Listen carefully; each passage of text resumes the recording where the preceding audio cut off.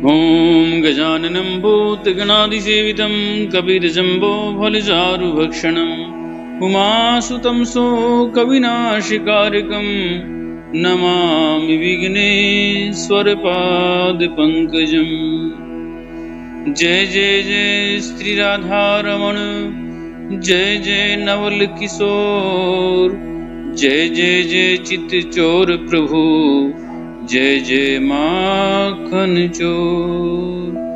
कृष्णाय वासुदेवाय हरे परमात्मने प्रणत क्लेशनाशाय श्री गोविंदाय नमो नमः। श्री कृष्ण गोविंद हरे मुरारी, हे नाथ नारायण वासुदेव।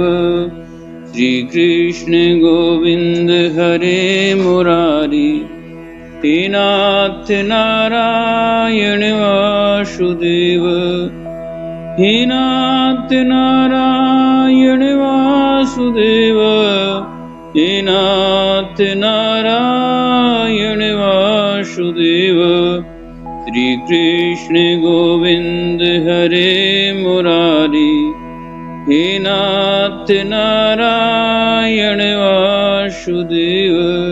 बोले गोविंद भगवान की जय। पौष कृष्णा एकादशी व्रत कथा। सफला एकादशी। युधिष्ठिर ने प्रश्न किया कि हे जनार्दन, पौष कृष्णा एकादशी का क्या नाम है और इस दिन किस देवता की पूजा की जाती है? भगवान कहने लगे कि हे धर्मराज, मैं तुम्हारे स्नेह के कारण तुमसे कहता हूँ कि एकादशी व्रत के अतिरिक्त मैं अधिक से अधिक दक्षिणा पाने वाले यज्ञ से भी प्रसन्न नहीं होता। अतः इसे अत्यंत भक्ति और श्रद्धा से युक्त होकर करें। हे राजन, अब द्वादशी युक्त पौष कृष्णा एकादशी का महात्म्य सुनो। इस एकादशी का नाम सफला एकादशी है। इस एकादशी के देवता श्री नारायण हैं। विधि पूर्वक इस व्रत को करना चाहिए। जिस प्रकार नागों में शेषनाग, पक्षियों में गरुड़, सब ग्रहों में चंद्रमा, यज्ञों में अश्वमेघ और देवताओं में भगवान विष्णु श्रेष्ठ हैं, जो मनुष्य सदैव एकादशी का व्रत करते हैं वे मुझको परम प्रिय हैं। अब इस व्रत की विधि कहते हैं। मेरी पूजा के लिए ऋतु के अनुकूल फल, नारियल, नैवेद्य आदि 16 चीजों से मेरी पूजा करें। रात्रि को जागरण करें। इस एकादशी के व्रत के समान यज्ञ, तीर्थ, दान, तप तथा और कोई दूसरा व्रत नहीं है। 5000 वर्ष तप करने से जो फल मिलता है, इससे भी अधिक सफला एकादशी का व्रत करने से फल मिलता है। हे राजन, अब आप इस एकादशी की कथा सुनिए। चंपावती नगरी में एक महिष्यमान नाम का राजा राज्य करता था। उसके 4 पुत्र थे। उन सब में लुम्पक नाम का बड़ा पुत्र महापापी था। वह सदा पर स्त्री तथा वेश्यागमन और दूसरे बुरे कामों में अपने पिता का धन नष्ट करता था तथा सदैव ही देवता, ब्राह्मण और वैष्णवों की निंदा किया करता था। जब राजा को अपने बड़े पुत्र से ऐसे कुकर्मों का ज्ञान हुआ तो उसने उसे अपने राज्य से निकाल दिया। तब लुम्पक विचारने लगा कि अब मैं कहाँ जाऊं, क्या करूं। अंत में उसने चोरी करने का निश्चय किया। वह दिन को वन में रहता और रात को अपने पिता की नगरी में चोरी करता था तथा प्रजा को तंग करने और उन्हें मारने का कुकर्म भी करता था। कुछ समय पश्चात सारी नगरी भयभीत हो गई। वह वन में रहकर पशु आदि मारकर खा जाता। जनता के लोग और राज्य कर्मचारी उसको इन कुकर्मों के कारण पकड़कर भी राजा के भय से छोड़ देते। उसी वन में एक अत्यंत प्राचीन विशाल पीपल का वृक्ष था। उसी वृक्ष के नीचे लुम्पक रहा करता था। इस वन को लोग देवताओं का क्रीड़ा स्थल मानते थे। कुछ समय पश्चात पौष कृष्ण पक्ष की द्वादशी के दिन वह वस्त्रहीन होने से शीत के कारण सारी रात्रि सो नहीं सका और उसके हाथ पैर अकड़ गए। वह रात्रि उसने बड़ी कठिनाई से व्यतीत की और सूर्योदय होने से पूर्व वह मूर्छित हो गया। दूसरे दिन एकादशी को मध्याह्न के समय सूर्य की गर्मी से उसको मूर्छा दूर हुई तो होश में आकर गिरता पड़ता वन में भोजन की खोज में गया, परंतु व्यथा के कारण जीवों को मारने में असमर्थ था। इस कारण वृक्षों से गिरे फलों को बीनकर अपने वृक्ष से नीचे आया।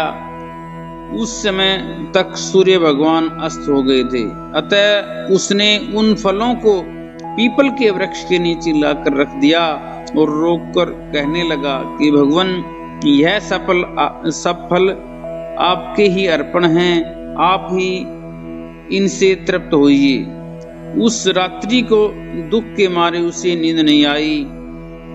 इस उपवास और जागरण से भगवान अत्यंत प्रसन्न हुए और उसके सब पाप नष्ट हो गए। दूसरे दिन प्रातः समय एक अति सुंदर घोड़ा अनेक सुंदर वस्तुओं से सजा हुआ उसके सामने आकर खड़ा हो गया और उसी समय आकाशवाणी हुई, हे राजपुत्र, श्री नारायण की कृपा से तेरे सब पाप नष्ट हो गए हैं। अब तू अपने पिता के पास जाकर राज्य प्राप्त कर। ऐसी आकाशवाणी सुनकर वह बड़ा प्रसन्न हुआ और दिव्य वस्त्र धारण करके भगवान आपकी जय हो ऐसा कहकर अपने पिता के पास गया। उसके पिता ने बड़ी प्रसन्नता से उसे समस्त राज्यभार सौंपकर वन का रास्ता लिया। अब लुम्पक शास्त्र अनुसार राज्य करने लगा। उसके स्त्री पुत्र सहित सारा कुटुंब ही नारायण का परम भक्त हो गया तथा वृद्ध होने पर वह भी अपने पुत्र को राज्य का कार्य सौंपकर तपस्या करने के लिए वन में चला गया और अंत में वैकुंठ को प्राप्त हुआ। अतः जो मनुष्य भक्ति पूर्वक सफला एकादशी का व्रत करते हैं उनको अंत में मुक्ति मिलती है। जो मनुष्य इस सफला एकादशी का व्रत नहीं करते वे पूंछ और सींगों सहित पशु के समान हैं। इस एकादशी के महत्व के पढ़ने अथवा श्रवण करने से मनुष्य को अश्वमेध यज्ञ का फल प्राप्त होता है। बोलिए विष्णु भगवान की जय। श्री कृष्ण गोविंद हरे मुरारी, हे नाथ नारायण वासुदेव। श्री कृष्ण गोविंद हरे मुरारी, हे नाथ नारायण वासुदेव। हे नाथ नारायण वासुदेव, हे नाथ नारायण वासुदेव। श्री कृष्ण गोविंद हरे मुरारी, हे नाथ नारायण वासुदेव। हे नाथ मेरी यही प्रार्थना है, हे नाथ मेरी यही प्रार्थना है, भूलूं न नाम कभी तुम्हारा। श्री कृष्ण गोविंद हरे मुरारी, हे नाथ नारायण वासुदेव। बोले गोविंद भगवान की जय। भक्तवत्सल भगवान